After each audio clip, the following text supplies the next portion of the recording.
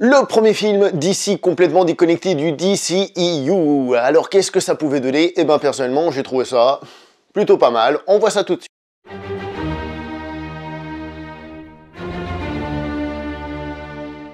Bonjour à vous les cinéphiles et bienvenue pour cette nouvelle critique en post-projection. Il va être aujourd'hui question du film Shazam! Ça n'a pas fonctionné, j'ai pas réussi à me transformer, je suis déçu. Réalisé par David F. Sandberg, réalisateur d'Annabelle numéro 2 ainsi que de Lights Out, deux films d'horreur. Pour la petite histoire, c'est donc un protégé de James Wan, réalisateur d'Aquaman. Est-ce que le DC Universe, ou je sais pas comment l'appeler au cinéma, va devenir le nouveau terrain de jeu de James Wan et de ses copains? On verra bien.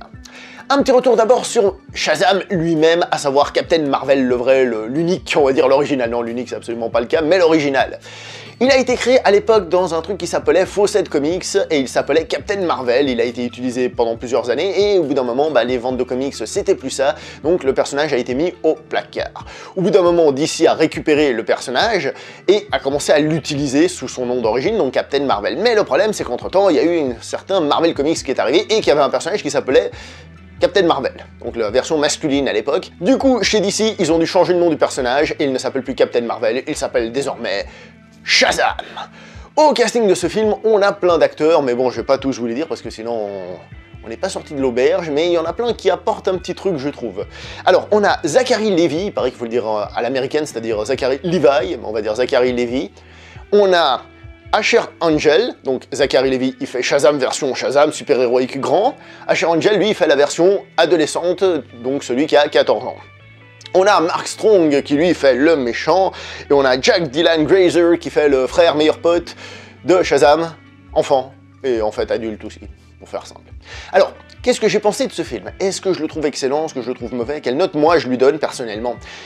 Écoutez, il faut dire les choses comme elles sont, là on est en train de se marveliser complètement. Mais c'est la nature de Shazam que d'être un Superman, puisqu'à la base c'était une copie de Superman, plus enfantine. Donc c'est un peu la direction, mais c'est un peu ce à quoi il fallait s'attendre. On est clairement dans la marvelisation, avec certains défauts de la marvelisation. Il n'empêche que le film en lui-même fonctionne très bien, surtout pour moi en ce qui concerne certains pics de qualité qui le rendent meilleur que ce qu'il aurait pu être, on va dire, d'une certaine manière. Donc je vais lui donner la note de 8 sur 10. Comprenez bien, je veux dire par là un petit 8 sur 10, c'est-à-dire un 7,5 quoi, un truc du genre, d'accord? C'est sympa, il y a des qualités, mais c'est pas non plus un truc révolutionnaire. On va donc commencer par parler des acteurs et de monsieur Zachary Levi qui est extraordinaire. Je le trouve vraiment super cool depuis qu'il apparaît à l'écran et tout. C'est bon enfant, il le fait très très bien, il arrive parfaitement à transmettre l'ambiance, franchement il est très très bon.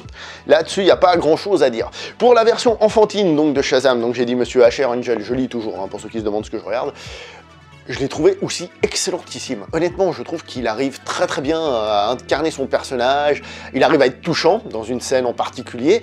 Franchement, non, j'ai beaucoup aimé, il n'y a pas de souci là-dessus. Le meilleur pote, donc Jack Dylan Grazer, je l'ai trouvé absolument fantastique, vraiment fantastique.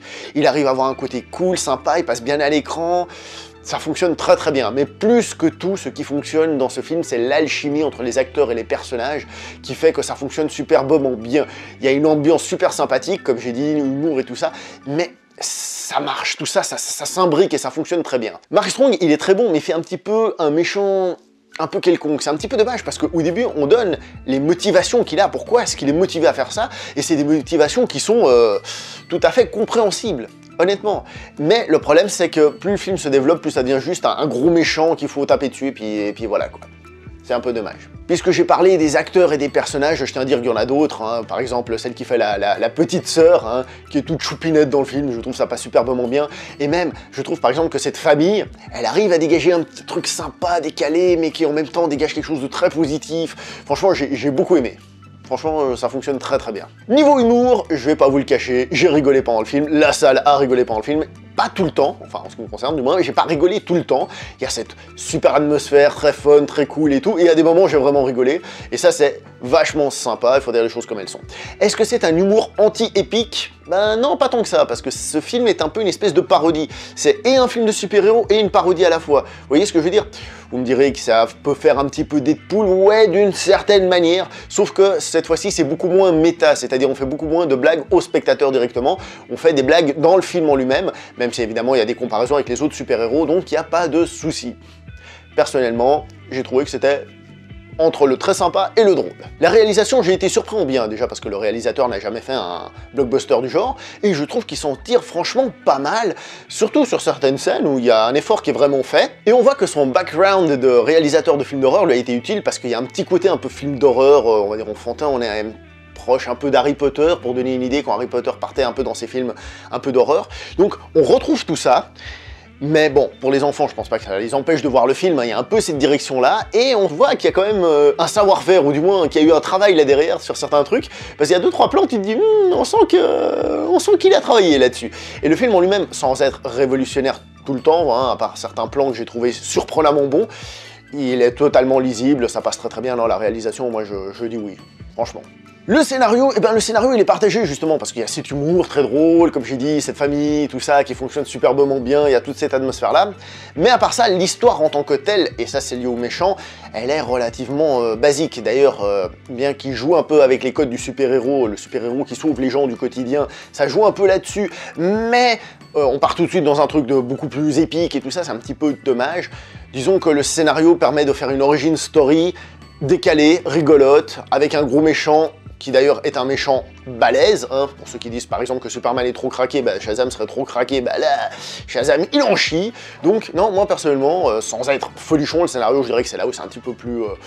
un tout petit peu plus quelconque entre guillemets, ça fonctionne correctement, et il y a des scènes d'émotion qui pour moi ont très bien fonctionné, j'en pense à 2 surtout, il y a vraiment des moments où ça fonctionne plutôt très bien. Il y a cependant pas mal de petits trucs des fois qui vont déranger, par exemple à un moment donné, je vais rester vague, Shazam rattrape un bus qui est en train de tomber, et on nous montre avant que la vitre de devant, le pare-brise est en train de se casser. Alors le bus il tombe et Shazam il arrive à l'attraper en mettant les mains sur le pare-brise, quoi, je veux dire, mais c'était censé se casser il y a 2 minutes, là, comment ça se fait que là t'y arrives? Voilà, des petites incohérences comme ça. Il y en a une autre, par exemple, au début, le méchant, on voit qu'il fait des recherches pour trouver le mystère, pour percer le mystère, je reste vague, et il arrive, on ne sait pas comment, à avoir une espèce de porte qui lui donne accès à un monde parallèle, mais comment ça se fait qu'il ait cette porte? Bon, alors ça peut être justifié parce qu'il a dédié toute sa vie à la recherche de ce mystère et tout ça, mais malgré tout, sur le coup, tu fais, mais comment ça se fait qu'il ait accès à une porte interdimensionnelle? Je reste vague, hein, évidemment. Là, ça m'a un petit peu dérangé.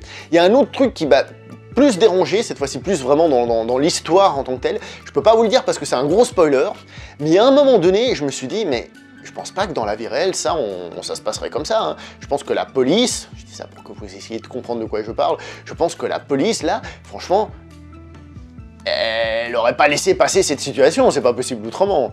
Dans les commentaires, pour en discuter de ce à quoi je pense, à moins qu'aux États-Unis les flics ils soient je m'en foutiste à ce point, je pense pas que ce serait passé comme ça. Donc il y a pas mal de petits trucs un peu qui gênent comme ça, mais vu qu'on est dans un pur divertissement, ça dérange, mais bon, allez, on a rigolé. Un petit mot sur les effets spéciaux qui sont très réussis, disons les choses comme elles sont, hein. À l'heure actuelle c'est dans ce qui se fait, c'est très bien, il n'y a pas à se plaindre, franchement ça fonctionne très très bien.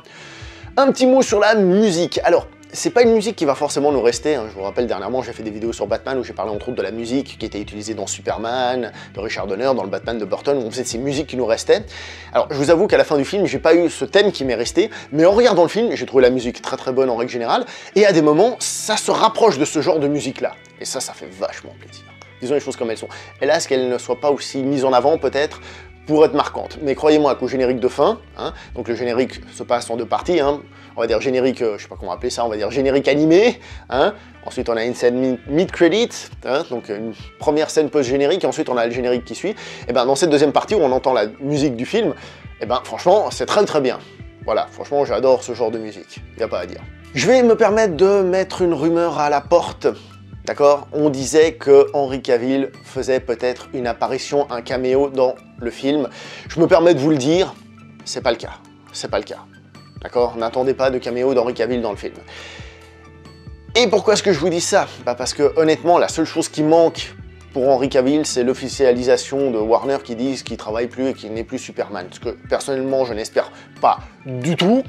Mais hélas, quand je vois ce genre de truc, ça fait un peu peur. Bref, je vous en dis pas plus.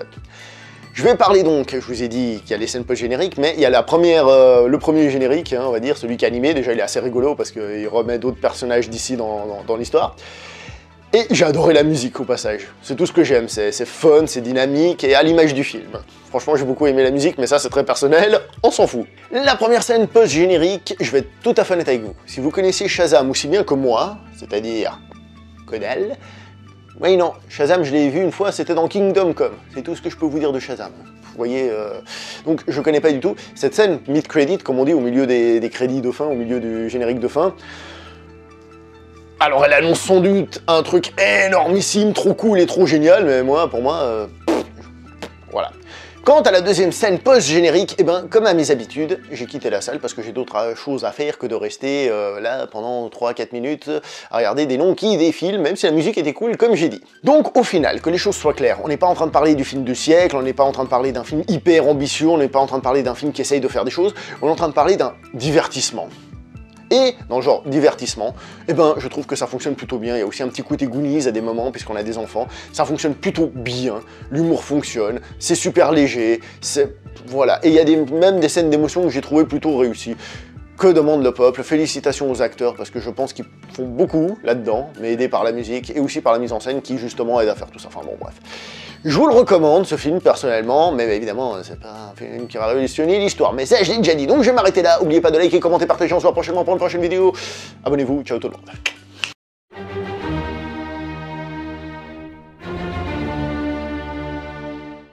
Forcément, ils sortent un film sur Shazam, un des personnages que j'ai pas dans mes jouets. Ils peuvent pas me laisser exploiter mes jouets tranquillement, ces gars, là. Misère. Allez, ciao tout le monde.